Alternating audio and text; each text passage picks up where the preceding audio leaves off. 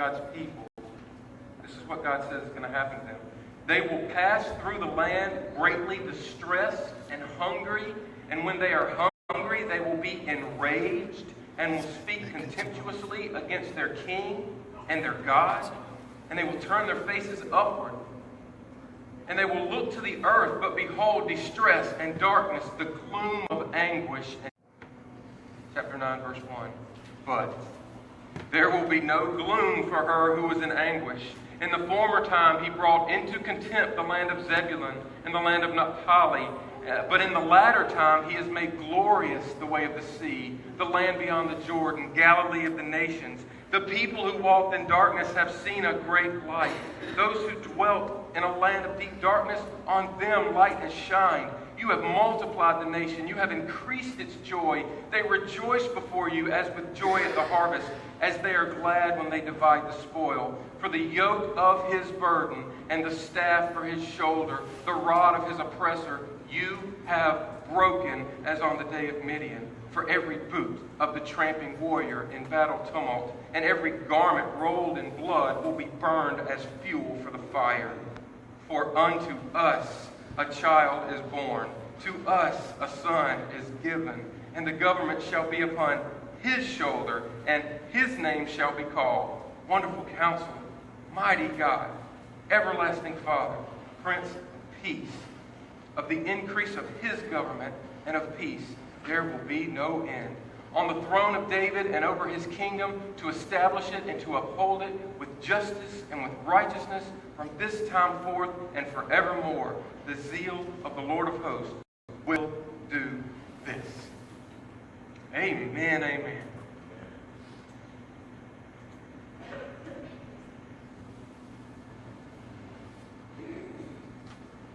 To a people feeling the inklings of darkness that are promised an overwhelming cloak of darkness, God, through Isaiah, speaks a beam of radiant, overpowering light that brings hope in the midst of deep darkness. And that's no different than us today. This hope is for us. It says, Isaiah says that hope is coming, and really hope for us already has come. But there's a sense in this prophecy that Israel is looking forward, looking to a future even beyond the first coming of Christ to the second coming of Christ. But remember, a couple weeks ago we talked about prophecy sometimes as like a mountain range, right? That prophets could look where God would give them a vision of the future, and what looked like to them just one big mountain, that if you kind of got closer and inspected that mountain, there were ridges, right? That had one peak here and a valley and then a peak and then a valley. But from afar it might look like one big mountain range. And so what we're seeing here is kind of a mixture of some mountain ranges here that prophets just looked and said, there's a coming king coming to rescue, and he will rescue forever. But he didn't come like they thought. They didn't see that first mountain peak was a first coming where he'd come as a suffering servant to lay the foundation for how he would redeem his people fully and finally forever at that last mountain peak. But they see. Isaiah is saying hope is coming. Their present reality will not be and is not their actual reality forever. He speaks in the past tense as if it has already happened. And there is a sense where we could stop the sermon right there, and some of you are like, please do that.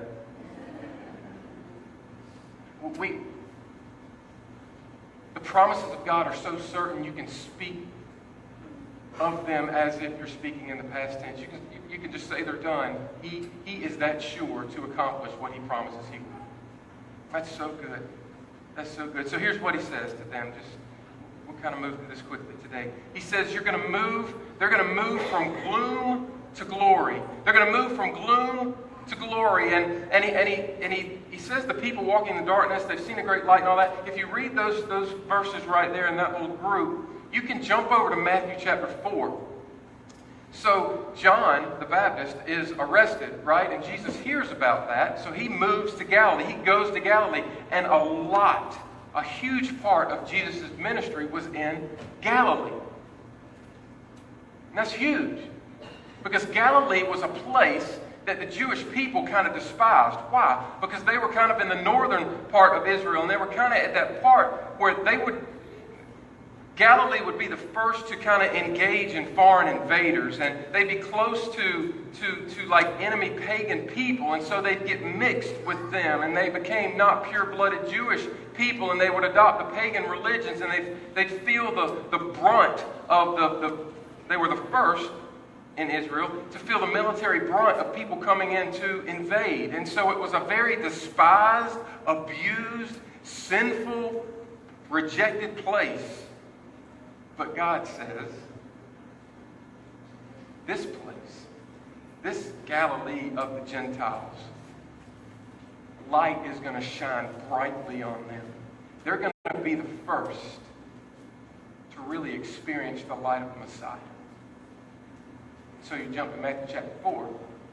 John the Baptist is arrested. Jesus hears about that, so he moves to Galilee, and he begins his ministry there. Isn't that gracious of God?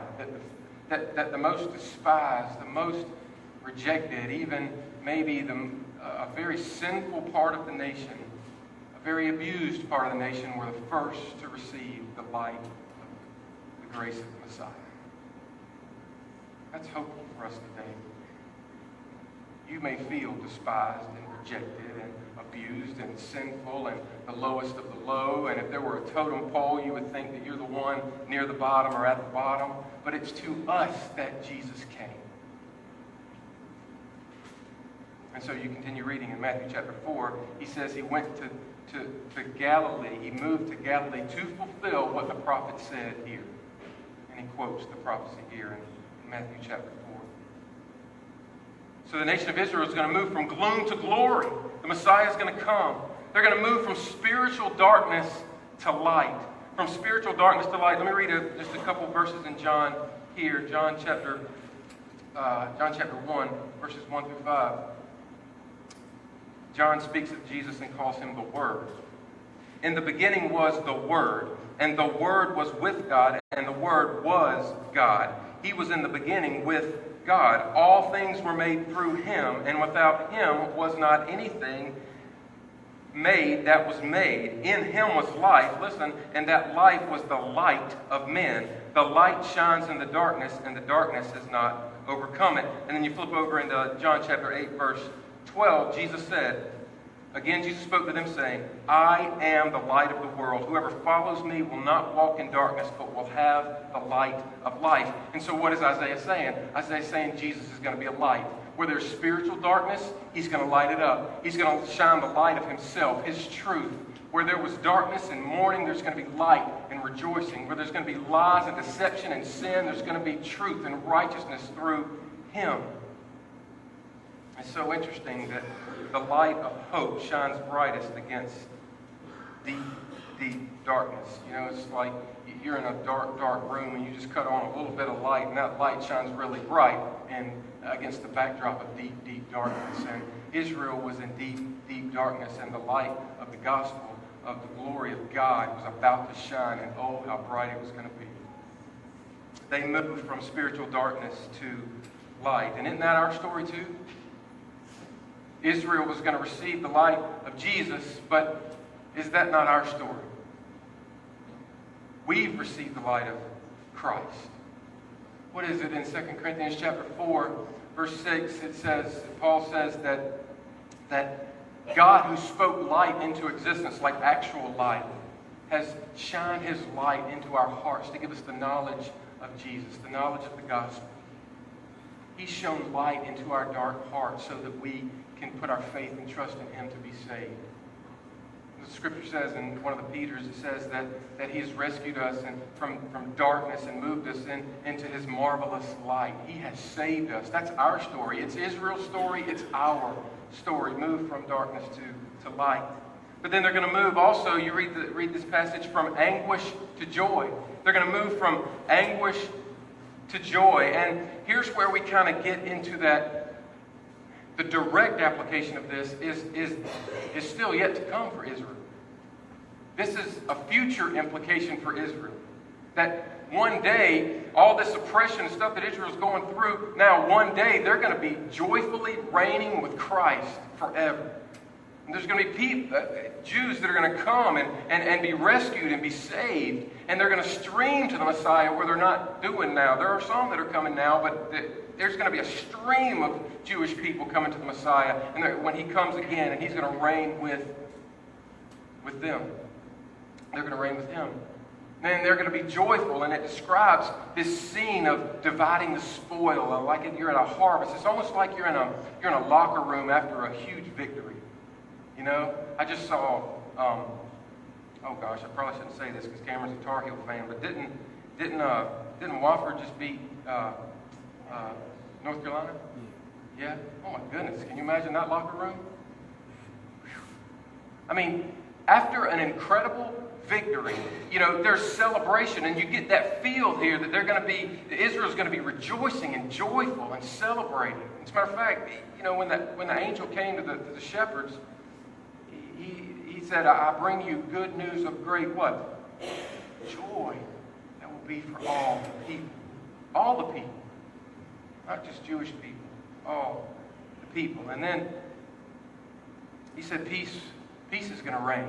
That verse that talks about the tramping boot of the warrior and the garments rolled in blood is just really basically going to kind of sum it up. It's saying that wars are going to end. There'll be no more war. There'll be peace reigning when Jesus comes again. In his second advent, his second coming, there's going to be peace. Peace forever. Now Isaiah kind of reminds them of Midian. And those of you who are here in our study of Judges, you remember that story where Gideon, remember Gideon? God narrowed his troops down to like 300 people to go against the Midianites who they looked out over, and I mean they were as numerous as, I think it's as numerous as locusts out there or something. They were just huge, but God narrowed down the Israelite army to 300, and they got an incredibly convincing, surprising victory. God's reminding Israel that, hey, there's going to be a convincing win one day. There's going to be a convincing victory one day. It will be sure. It will be final. It will be full. And it will be surprising. Isaiah's already told us, God's already told us through Isaiah that this victory is going to come through a baby born of a virgin. That's incredibly surprising. But God's going to do it. And there's going to be joy. And is that not our story too? That for those of us who are in spiritual anguish, whether we choose to admit it or not, our sin brings anguish to our soul and will bring anguish to us forever if we don't trust Christ as our Savior. But when we trust Christ as our Savior, He fills us with joy. As a matter of fact, Jesus said in John 15, His desire is for joy for us. One of the fruits of the Spirit, what? Is joy. God wants to fill us with joy, and when He saves us, He fills us full of joy. There's joy in His presence. That's our story of salvation. So, they're going to move from anguish to joy, and peace will reign forever. Our victory through the cross was surprising, was it not? Who would have thought that a man from Galilee, despised and rejected,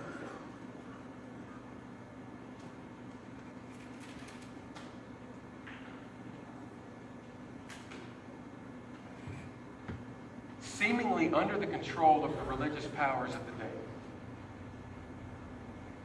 who would have thought that his death would secure salvation for all who would trust in Him? It's foolish. It's folly. The world looks at it and is like, that's not strength, that's not power, that's not might, that's not salvation, that's defeat. But through His death and through His resurrection, it was as convincing and as surprising, but as convincing and sure as the defeat that Gideon experienced over the Midianites. It was sure, it was final, it was good. And so Our salvation is that way. So there's hope. Hope is coming and really has come already. But I want to just kind of move through these verses 6 through 7 because this is just incredible hope for us this morning. This hope is coming for Israel. Isaiah moves through all that, and then he says, "For unto us a child is born." All this that they're going to experience at Christ's first coming, at his second coming, is going to be because of a child. A child born, a son given. A child born and a son given. And notice what he says. In speaking of that second coming of Christ, he says the government's going to be upon his shoulders. Now, why is that significant? It's significant because the government of Israel for a while was upon the shoulders of the earthly kings that could not sustain it, and they were about to go into exile and be defeated. But the government of Israel forever, fully and finally, when Jesus comes back, is going to be upon his shoulders. My notes say from shoulder to shoulder, and that first shoulder has a little s. That second shoulder has a big S. Because that's God's shoulders. The government forever that he will rule and reign with his people will be upon his shoulders, not ours. He'll rule and reign fully and finally forever. He will govern all. And then he says he will be a wonderful counselor. What does this mean? This word wonderful gives kind of overtones of divinity, deity. One wonderful counselor, one who will give wisdom and lead and guide and give counsel. So what is that together? That is divine wisdom. That is wisdom that King Ahaz and some of the evil kings of Israel could not give its people. Remember, King Ahaz said, "Oh, okay, so the northern kingdom is going to kind of group up with Syria. Well, what am I going to do? Let me try to make a pact with Assyria, different nation, Assyria, so that maybe I can get with them and they can protect me and all that kind of stuff." But what ended up happening? Assyria, what King Ahaz tried to lead Judah, the southern kingdom, to an alliance with Assyria. Assyria ended up being the one that caused the southern kingdom to fall. So what they sought Assyria to be a savior, but Assyria ended up being their conqueror. Terrible wisdom. God told him not to do it, but he did it anyway. Where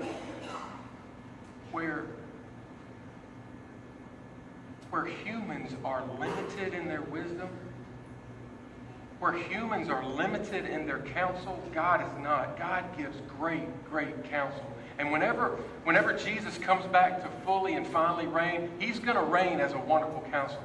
He's going to rule with divine wisdom and good counsel. But isn't that what he does for us today?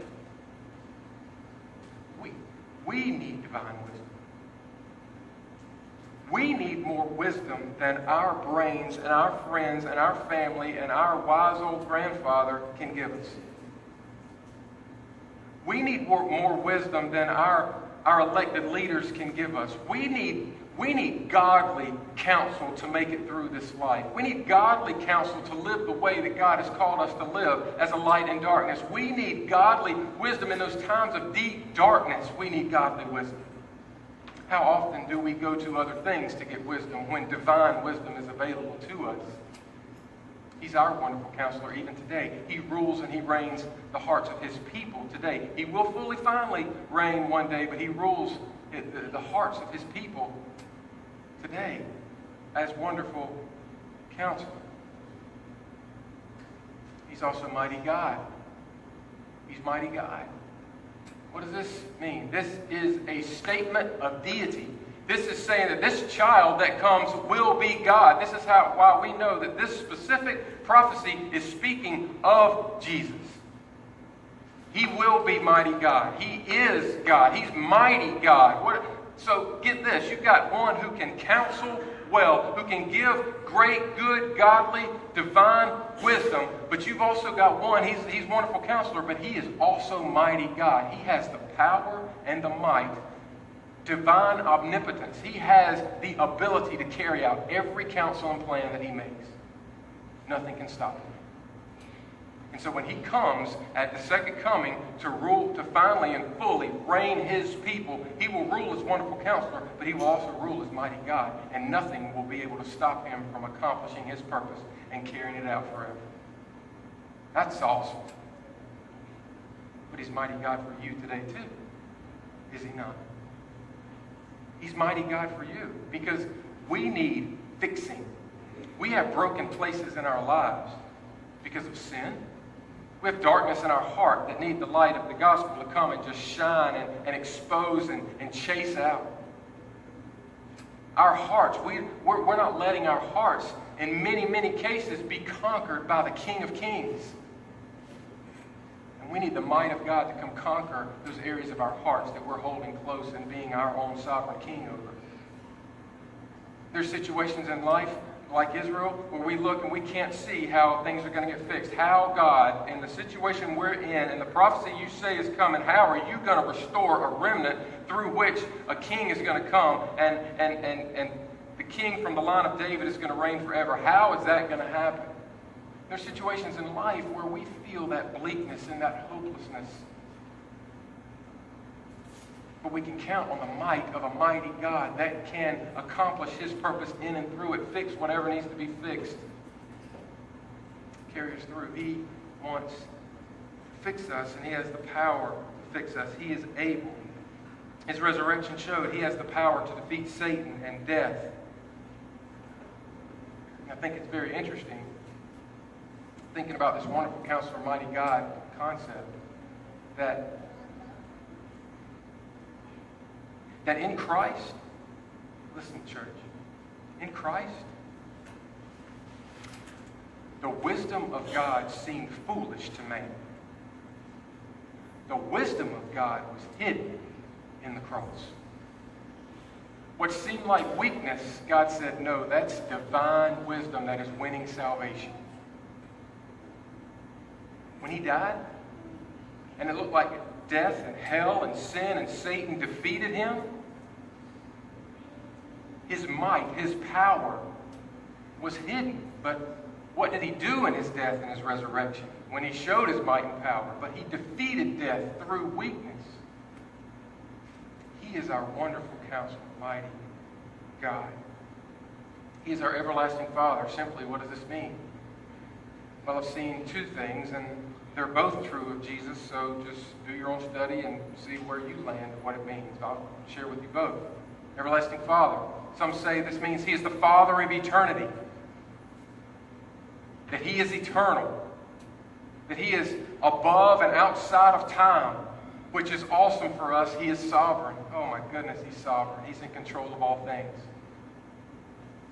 Some also said that this kind of was an allusion to how a king for his people was like a father.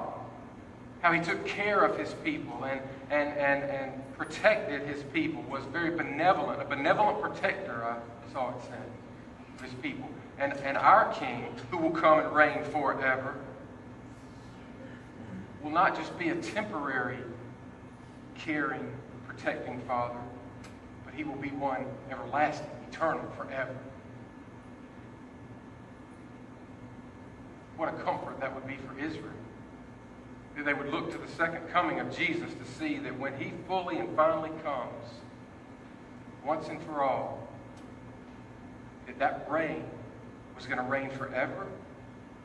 And in that reign, he was going to care for and protect them, and they would be 100% secure in him. How amazing. What hope that speaks into bleak darkness. And then, Prince of Peace. He is Prince of Peace. This nation of Israel that had experienced military conflict and was definitely going to experience it in the near future. The promise for them was that one day when Jesus comes back, he will be the Prince of Peace, and there will be no more wars, and he will reign forever. And they would live at peace with him.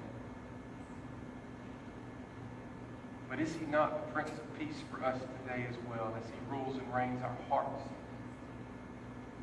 Folks, listen, this is the message of Christmas that I'm about to share with you here.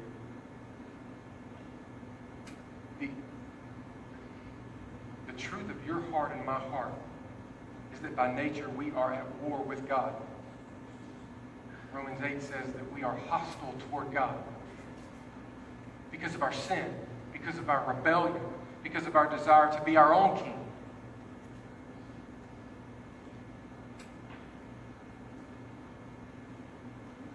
And that rebellion deserves eternal wrath. Scripture calls that hell. We deserve judgment from God because of our rebellion against Him. But in His grace, unto us, a child is born, a son is given, who will be the Prince of Peace.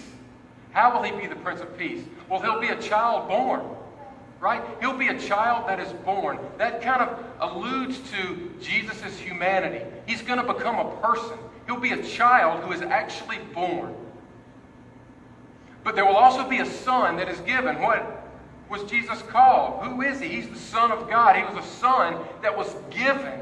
God gave the Son. So that is the implications of His divinity. So what we talked about this last week. So why is that crucial for us to have peace with God? Because Jesus is fully human. He is fully God. And He had to be fully human and fully God. Why? Because if Jesus weren't fully God, He would have a sin nature. And He couldn't be that perfect sacrifice for our sin. He wouldn't have the righteousness that we need, that He could give to us to make us acceptable before God. He had to be God. He had to be.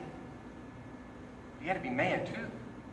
Because somebody had to die. And God can't die, but a man can. He had to be a man like we are. He had to be human like we are so that He could stand in our place as one of us and be crushed for our sin. It was crucial that Jesus was fully God and fully man. What does Philippians say? That He humbled Himself and He was found in an appearance as a man. This was the God, the eternal God, the God that is forever. If you want to just see the mixture, and I won't read it because of time, but if you want to just kind of see how Jesus' humanity and deity are kind of interwoven in some scripture, read Hebrews chapter 1, the first 10 verses. It talks about Jesus being around before the foundations of the world and how He made everything. But that Jesus came as a human and took on human flesh for us. Both crucial for our salvation. And so when Jesus died, here's what happened, folks. This is how you can have peace with God today. When Jesus died as a man and as God, he hung on that cross fully, completely righteous, having never sinned. But as a man, He could die. And He took on our sin. He was punished for it. So that we look to Him and we say, Christ, by faith, I trust that your death and your eventual resurrection, when you showed that you were more powerful than death and more powerful than sin, and that the payment you just made on that cross was complete and it was full and it was paid in full and God accepted it, so He raised you from the dead. I put my faith and trust in that. And what happens when we do that is you in your heart, whether you felt it or not, who were at war with God, you're now at peace with God. Why?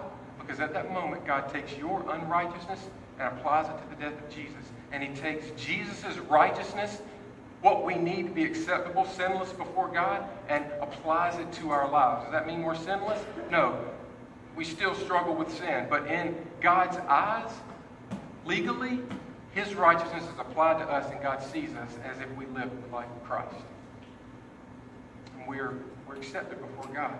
It's crucial. This is the child that was born, the Son that is given to give you peace with God. You're no longer at war with Him. But does He not give peace through our lives as well? This God that saved you has secured you in His hand and will carry you through this life and through eternity secure. Everything that happens to you, I heard Cameron say this years and years and years and years ago. That's how long we've been here. Cameron said, God's got you in His hands. Everything that happens to you is also in his hands. And he can take care of you through whatever is going on in your life. He can calm that storm in your life, or he can calm you in the middle of that storm. He is your Prince of Peace. Everything that happens to you in his hand is happening for a purpose, for his purpose and his glory. And we can rest in that. We can have peace in that, knowing that he's with us. That's what the angel said. He said, peace among men on whom he is pleased. And so just a few implications, and then we'll move on out of here.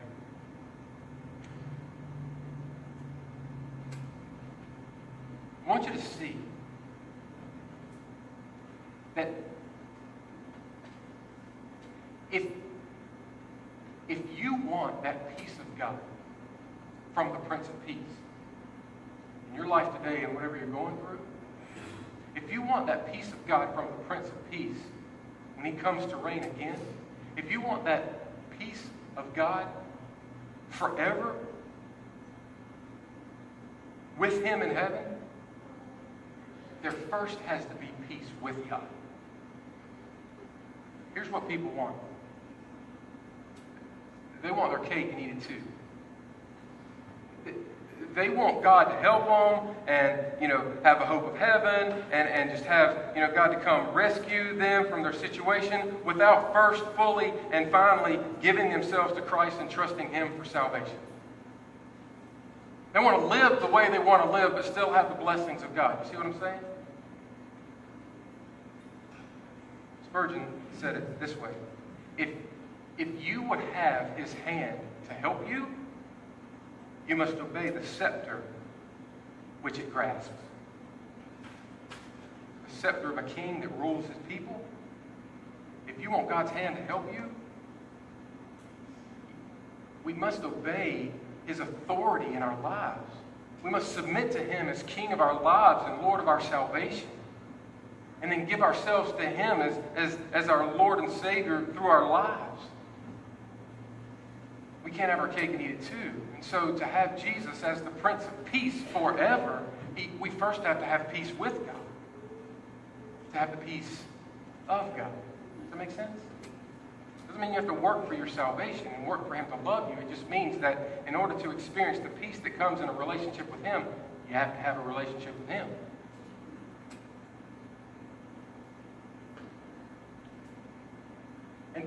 And then I want you to just wonder at this, that this child, this son that was given to us. To us. Directly, this was speaking to Israel. But in a broader application, it's the child given, the son born is to us. This wonderful counselor who can give you divine wisdom, this mighty God who can accomplish whatever he wants in your life, this everlasting Father that will be with you and care for and protect you forever, this Prince of Peace that can give you salvation and peace through life and peace through eternity. Listen, folks, is there anything else that you need?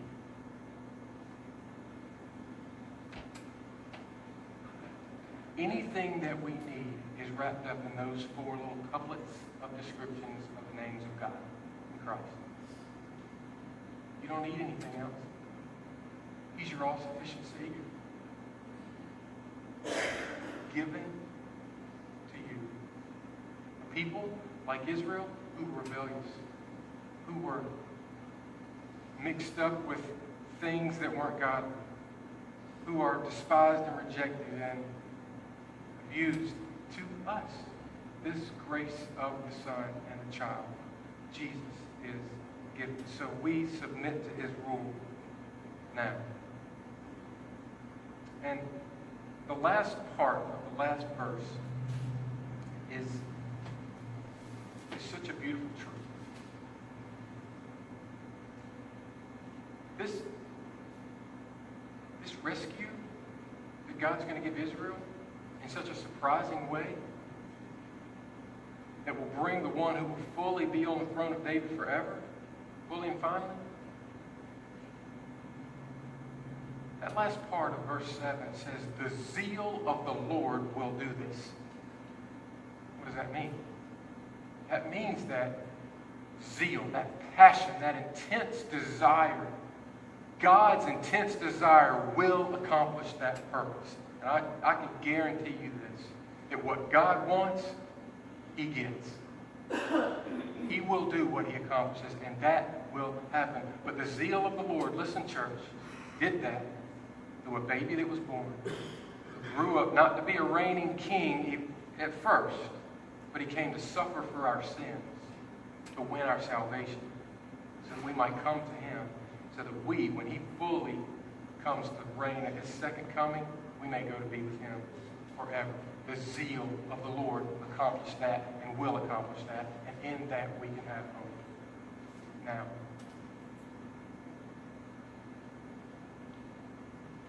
you feel that longing that the people of Israel might have been feeling, were feeling? O come, Emmanuel. That same longing we have in our soul. That we need the rescue of God.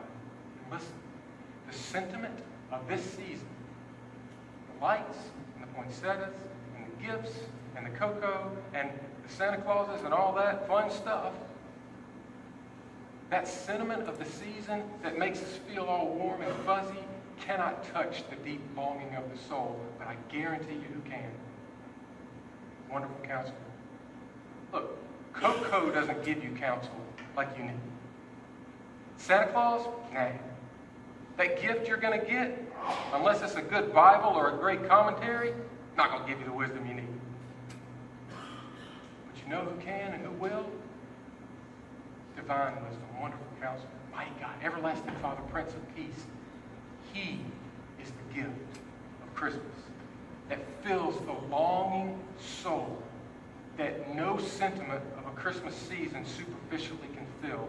My hope, my prayer, our hope, our prayer for you today is that as you leave, don't stay up here with just the superficial sentiment of the season. Find your hope deep down in the depths of your soul in the one who has the ability to fill that longing and give you peace down at the deepest parts of you. And celebrate Jesus this season. Amen. Let's pray. Lord God, we thank you. Thank you for being a child. Thank you for being the Son. Thank you for winning our salvation. Thank you for being to us wonderful Counselor, mighty God, everlasting Father, Prince of Peace. Thank you that in our inability to save ourselves, the zeal of the Lord accomplished this. Thank you. Thank you for the message of Christmas.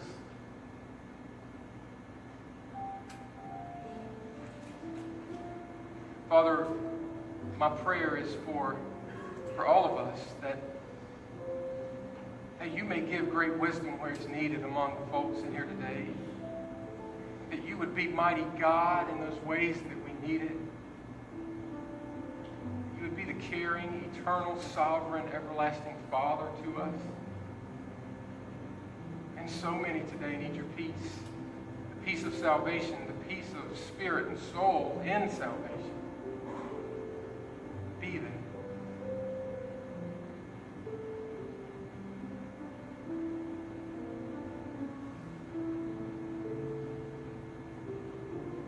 So as we close, respond to Christ as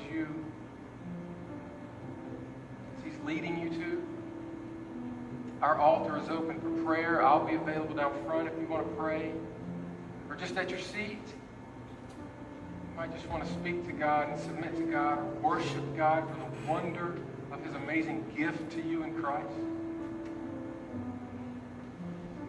Respond to Jesus today. That will be a model for you, a starting point of continual response to Jesus as you lead. So let's stand and let's sing together as we respond.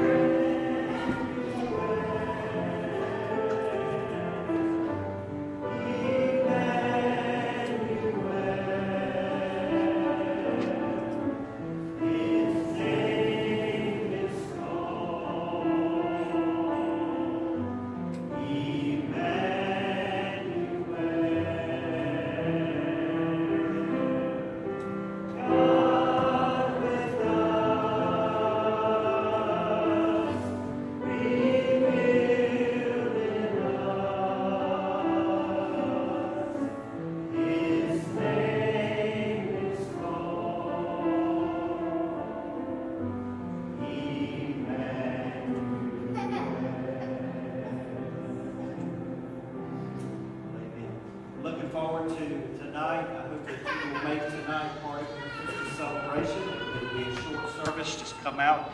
We have communion with your families at tables down front. And so I hope that you'll make that a part of, many of you have already made it part of your tradition. Hope that you'll come out and be a part of that. Terry Wells is the chairman of our church advisory team, and he has something he will say, so maybe you better be seated. I think he's going to be short, but why don't you be seated? I will be brief. I'm going to ask you to stand in just a second, though. Ken, Cameron, Stephanie, Debbie, could you join us? Vicki, no, Vicki was here, but Vicki, yeah, could you come? This is a time when we recognize our staff as in the Christmas season, and there is a gift that we give them as a church. This is a budgeted thing. Come on, baby. This is a budgeted thing, and we choose to do it in this kind of setting because it offers a personal opportunity for you to express your appreciation and thanks. I mean, there's a gift that's associated with this, and that's all well and good, but there's nothing like a personal thank you for these folks that work so very hard to keep our church going and to do the functions that are required that take place day in and day out. These guys work very hard. They're devoted to you as a church. They're devoted to each other and working out the details. I can't, you know, what's unique about it is there's no such thing as part-time because they're devoted to their jobs and doing what they do. There's a ministry part, there's a mission part of it, all that's good, but there's a function, there's a working of what they do, and as a church, we at this time express our appreciation. So if you would please stand and thank these folks for what they do.